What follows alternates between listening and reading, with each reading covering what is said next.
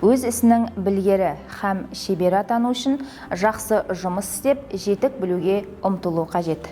Қандай әрекет жасап, қандай іс істер болсаңыз, игілігін көріп, рахатына бөленуді мақсат еткен жөн. Бұл шығыс ойшылы Әл-Фарабидің парасатты пайымы. Мен Тұғынбаева Ботагөз Мақсатқызы ғұлама айтқан осы пікірмен толық келісемін.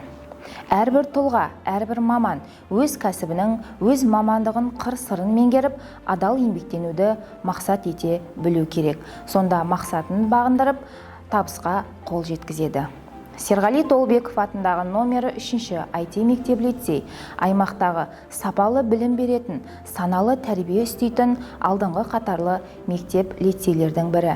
Менің бұл ілгері білім ордасында дефектолог болып қызмет етіп келе жатқаныма көп бола қойған жоқ. Дегенмен, мамандығыма деген сүйіспеншілік, балаларға деген мейірімділік, қамқорлық қасиет еңбегімде абыройлы, табысты болуға жол ашып келеді. Мектеп дефектологы ретінде ерекше білімді қажет ететін балаларды тәрбиелеу мен білім беру бағдарламасын меңгеріп, сол балалардың бойында кемшіліктерін түзей отырып, қалпына келтіру үшін аянбай еңбек етіп келемін. Мектепке дейін номері 2-ші психологиялық педагогикалық түзету кабинетінде әдіскер болып қызмет еттім.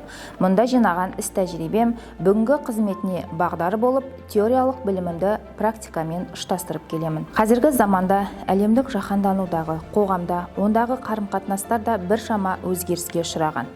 Соған байланысты 20-шы ғасырдың бірінші жартысында ғана ғылым болып қалыптасқан дефектология мамандығы әлеуметтік ортада өз орны мен маңыздылығы бойынша айқындалып үлгерді.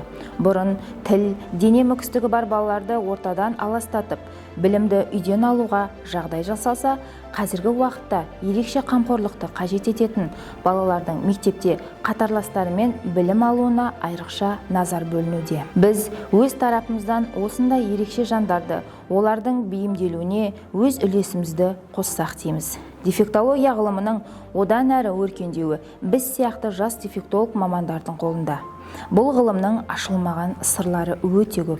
Сол себепті біз өз ізденісіміз бен еңбектенуімізді одан әрі тереңдете түсіп, кәсіби біліктілігімізді арттыруымыз қажет. Шетелдік тәжірибені де қарап, әдістемелік бағытымызды жетілдіруіміз керек. Менің ойымша, әр дефектолог маман өз мойнында қандай ауыр жауапкершіліктің тұрғанын ұмытпаған абзал. Өйткені біздің қызметімізді қажет ететін балалардың бойынан біз қандай да бір нәтиже көрсек, ол біздің жемісіміз, ата-ананың үмітінің ақталуы. Менің өмірлік ұстанымым: еңбегімде адал болу, кәсібіме сеніммен қарау, дефектологияның дәстүрлі және заманауи әдіс-тәсілдерін толық меңгеріп, ерекше білімді қажет ететін балалардан көмегімді аямай, олардың ортаға қосылуына барлық жағдай жасау. Таныстыру бейнеролигімнің соңын мына өлең шумақтарымен қорытындыласам деймін. Болса дағы бар кемшілік бойыңда, балақайым ешқашанда мойыма. Ұмтыл алға, кітап оқы, білім ал, бар құндылық сенің таза ойыңда. Мен өзіңді қолдап бағыт беремін, сол ішінде ізденумен келемін. Дефектолог апайыңды тыңдашы, мен сенің ертеңіңе сенемін. Осы жүректен шыққан өлең шумақтары баламен жұмыс жасау барысынан кейін туды. Мен балаларға сенемін. Өзімнің мамандығым қоғамда қажет екеніне сенемін.